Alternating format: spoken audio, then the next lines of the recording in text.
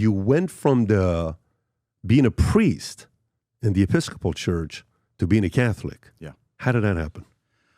Well, I wasn't raised any religion.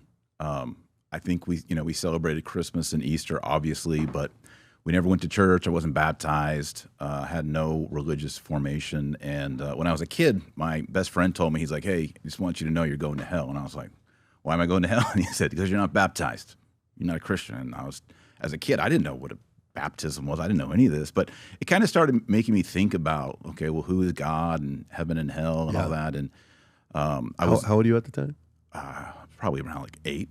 So is mom and dad, are they church going? Are they heavily? Not nothing, at all. Okay, it's a regular family. Yeah, I mean, American family. I mean, if you'd asked us, what are you? We would have said Christian, but we never went to church in any tradition. So I was a huge Texas Ranger fan as a kid, and sometime when I was around 12 or 13, my dad got me all the autographs of the Texas Rangers. And one of them, it was Daryl Porter. He was the catcher for the Rangers. He wrote his signature, and under his name, he wrote Romans 10:9. And I thought, oh, he's trying to like send me a code or there's, So somehow I found out that was a Bible verse. I looked it up, and it says, if you confess with your mouth Jesus is Lord and believe in your heart that God raised him from the dead, you'll be saved. And I was like, oh, here's this easy way. Like Daryl Porter from the Texas Rangers just told me. So I think I said my first prayer probably at that moment, and then just began a journey of reading through the Bible several times, and eventually I became a Protestant minister, a Episcopalian priest, and was doing a lot of pro-life work and reading, getting to know people and reading a lot of theology. And in my pro-life work, I kind of realized that when people would push back, I could use philosophy or some Bible verses, but I always noticed that the Catholics were always out in front of the Planned Parenthood praying, and I got to know some Catholics, and I was like, they got a catechism, they got a pope, they got encyclicals, they got all these like extra tools.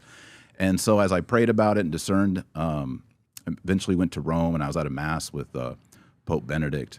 And early that day, I'd been able to go below the altar in St. Peter's, and that's where, according to tradition, St. Peter's buried. And just had this very deep conviction that this is where I need to be. It kind of fits, everything that I've longed for from a child, praying, trying to discover. And so my wife and I converted. We had 4 children at the time. We have 8 children now. She's a huge PBD fan. She's like a day one PBD. Get at it. I've been hearing for years. PBD said this, PBD said that. So I know she listens to your show all the time, listens to mine, so we got a good matchup. But yeah, we have 8 children, and we live in Texas. And good for you guys. Yeah. 8 done, kids. Or are you guys going to go 2 more, double digits? I don't think we can have any more. Nature has tapped us out. Okay, I got you. Yeah. I tell my wife, I said, babe, 1 more for 5, babe. 1 more for 5. She's like, you're not doing it. We got to get the birth rates up. Yeah, no, listen, we're helping out. You're at 8, I'm at 4. I know. The guys at 1 or 2, we got to get more. The guys that want to have the 4s and the 8s. Yeah. But okay, so that's interesting, the story, because typically you'll hear the other way around. You don't hear, Episcopal to Catholic. You'll hear sometimes Catholic leave to the non-denominational, whatever the non-denomination would be.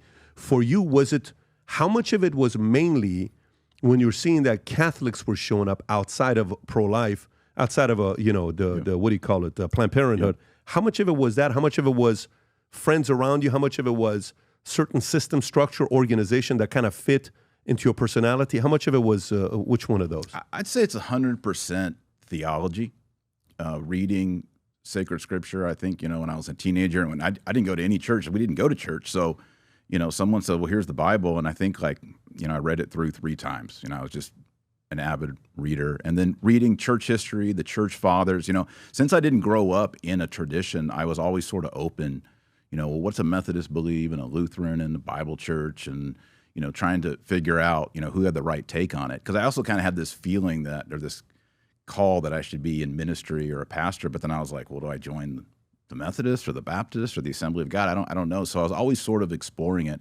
And for me, when I started reading the early church fathers, so these are the men who took over after the apostles, I started reading them, and they were talking about, the Eucharist and the body and blood and bishops and priests and deacons. And I thought, well, that hasn't been my experience. That sounds kind of Catholic. But as I explored that, and started reading the church fathers and getting into the 1st century, 2nd century, 3rd century, I was moving along that way. The Episcopal Church is already kind of, in a way traditional with its liturgy and comes from the Church of England. So it kind of has a Catholic ethos and a Catholic aesthetic to it. But I think what I was missing was really the theology of it. So I think it was that process. And then I think the emotional part that pushed me over was realizing, if we're going to be solid on thou shalt not kill and protecting the unborn and protecting the vulnerable, and the Catholics are doing a great job on that. So that was sort of the emotional push to leave where I was at, which was very difficult. I mean, I'd been ordained. I was in a church, a congregation, a parish.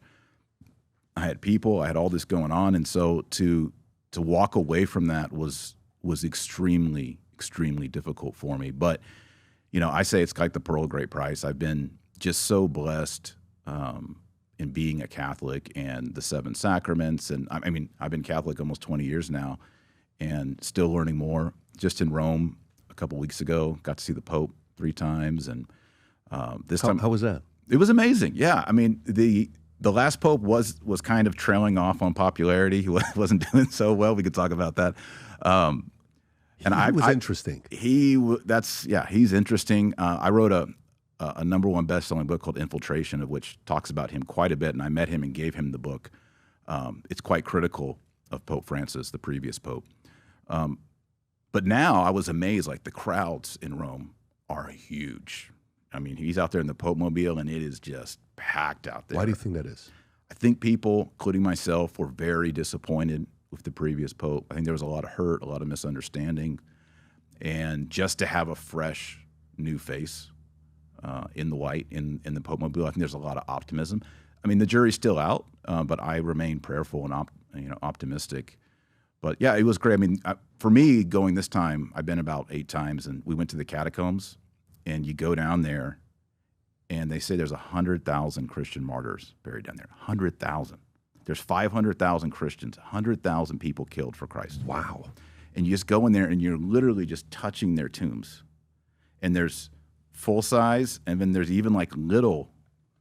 Yeah, there it is. Yeah, we were in that one right there. And there's even little ones for children down there.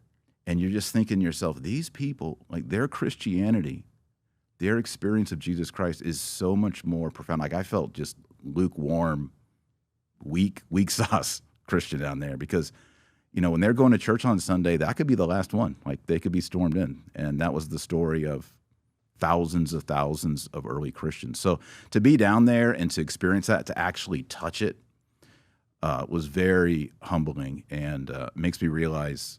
This is your first time. You'd never been there before. No, I've taught in Rome. I've been there a lot. No, but the 100,000. I've been to one of the catacombs. This was the catacombs of St. Calixtus, one of the bigger ones. Got it. I think it's like 10 miles of catacombs, all underground, like an anthill. Hey, I'm Dr. Taylor Marshall, and I run a podcast and write books on philosophy, theology, Catholicism. My wife and I have 8 children, so if you'd like to connect and ask me any questions on any of these topics or anything else, please connect with me on Connect. If you enjoyed this video, you want to watch more videos like this, click here. And if you want to watch the entire podcast, click here.